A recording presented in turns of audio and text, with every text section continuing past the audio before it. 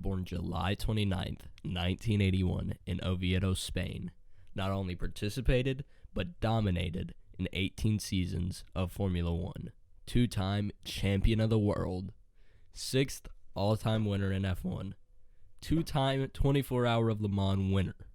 In case you haven't figured out yet, we're talking about Fernando Alonso. I'm Mango, and this is Driver Breakdown.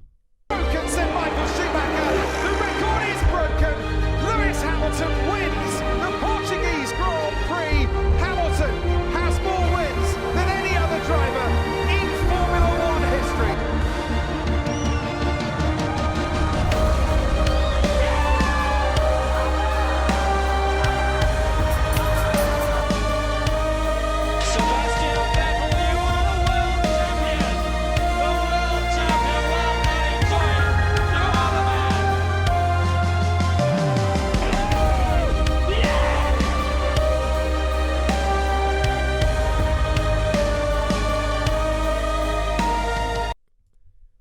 Alonso was born the son of Jose Luis Alonso, who raced in karts casually. Wanting to pass his passion down to his kids, Jose built his own kart that was originally meant for Fernando's sister, Lorna.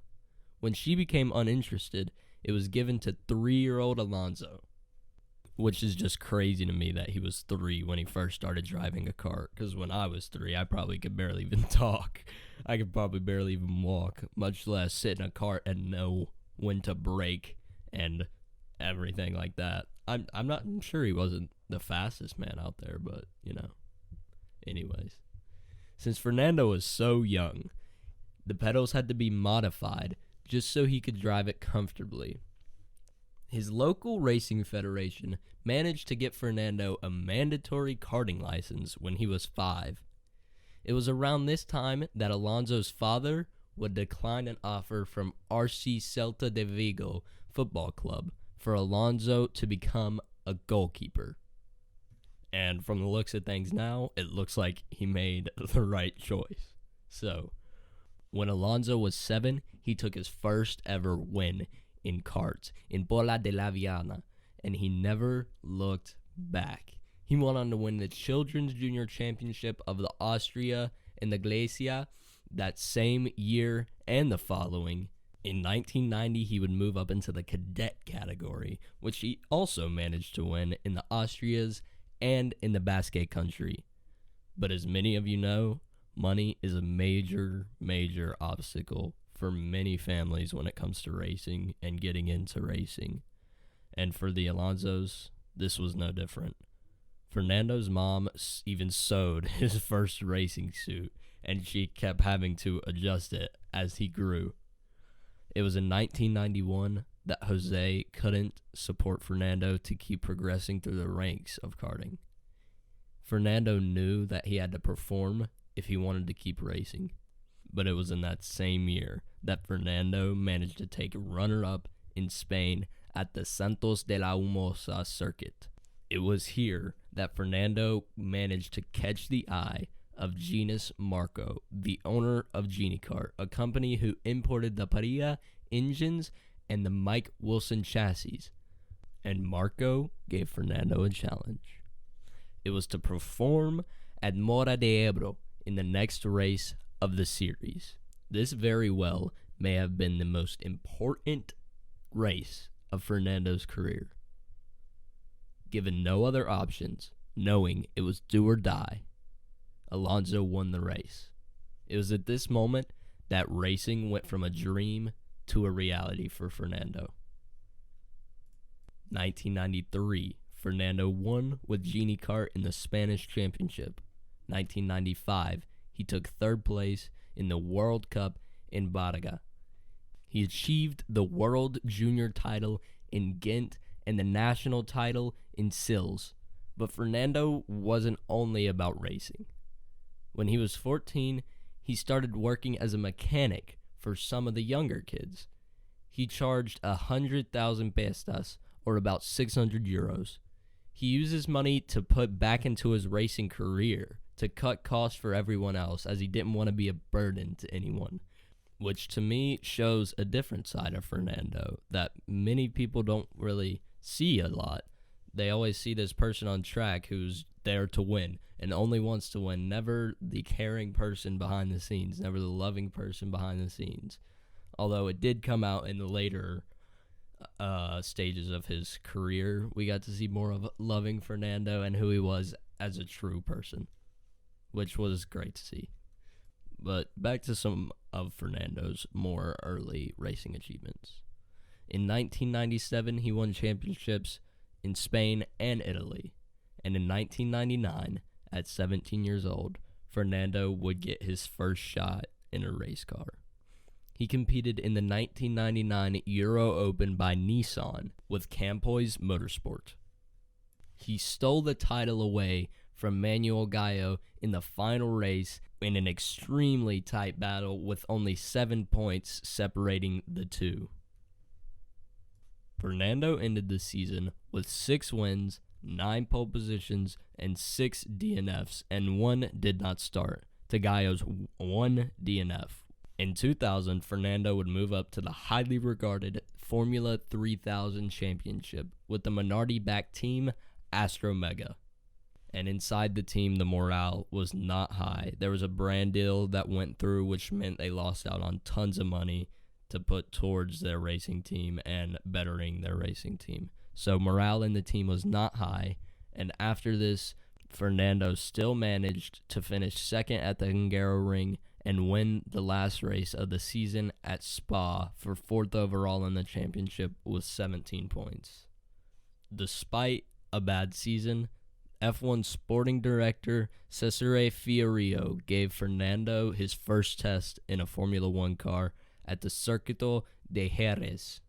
He would go on to be Minardi's test and reserve driver for the 2000 season, and in 2001, Alonso joined the race team. But Alonso was in a quite uncompetitive car, and his best finish would end up being 10th place in the German Grand Prix and scored no points for 23rd overall in the championship. After Minardi was sold after the 2001 season, Alonso was forced to look elsewhere for a seat. And this is when he joined Renault as a test driver for 2002. Alonso worked closely with the engineering department to improve both of the drivers' performance. In 2003, at 22 years old, Alonso was promoted to the race team and would go on to break 2 records that same year. The youngest driver to ever win a pole position at the season's second race, the Malaysian Grand Prix. And he broke Bruce McLaren's record as the youngest Formula One race winner at the Hungarian Grand Prix later in the year. He finished the season with 4 podiums and 6 in the Drivers' Championship. And I think most of you know the story from there. But in case you don't, I'll give you a quick rundown of the last 16 years. In 2004, Alonso would take 4th in the Drivers' Championship. In 2005, Alonso became the youngest ever world champion in a battle with Kimi Räikkönen. In 2006, Alonso beat the F1 legend, Michael Schumacher, in an extremely tight battle for his 2nd world title. In 2007, he tied for 2nd place with future F1 legend and his teammate, Lewis Hamilton. The tie was eventually broken by a countback that Alonso lost, so he ended up falling back to 3rd place. In 2008, Alonso rejoined Renault for his 2nd stint with the team. He finished 5th in 2008 and 9th in 2009 for the Drivers' Championship with an underperforming car. Fernando would sign to Ferrari for 2010 and was runner-up in the championship. 2011, his 2nd year with Ferrari, was disappointing to say the least. The F-150 Italia would fail to compete at the level of its adversaries, but despite this, Alonso managed to secure 4th place in the championship. In 2012, Alonso would finish runner-up with Ferrari again. In 2013, yet again, Alonso would finish runner-up with Ferrari. In 2014, Fernando would sign to McLaren. In 2015, Alonso sustained a concussion in an accident that happened on track, which would foreshadow a difficult season where Alonso scored points only twice. In 2016, Alonso would miss the season opener again due to injuries from on track and would improve on the last year by placing 10th. In 2017, Alonso would participate in the Indy 500 for the first time.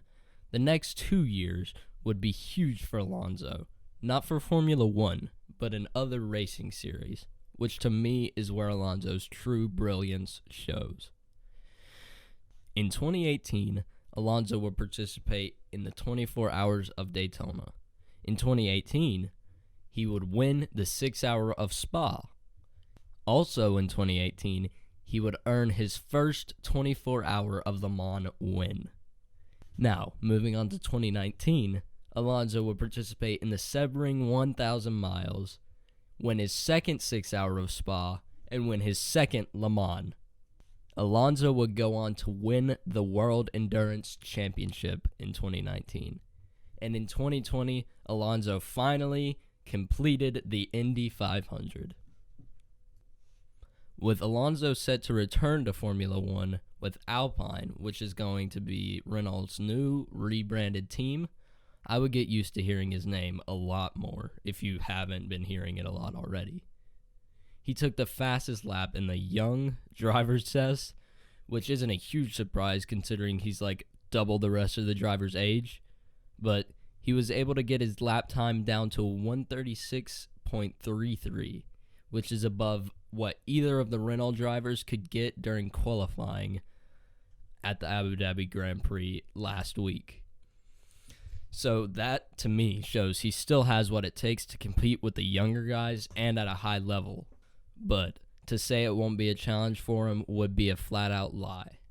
Ocon has had a pretty underwhelming season, if you put it nicely, but in my opinion, he's going to come into the 2021 season the hungriest he has ever been to learn and outperform his teammate. And with as much experience as Alonso has, that is going to extremely improve the car for the 2021 season. But then again, there's no doubt that Alonso has an extreme amount of experience and can quickly adapt to whatever he's put in, whether it's an LMP1 car, an Indy car, or an F1 car. So it will also be a challenge for Ocon next year to prove himself that he deserves to be in Formula One. Thank you guys so much for sticking around to the end of this video. If you've made it this far, please, if you enjoyed, leave a like, and if you didn't enjoy, leave a dislike. Let me know in the comments what I can improve upon below. Thank you for watching. I'm Mango. Please remember to like, comment, subscribe if you enjoyed. Peace out.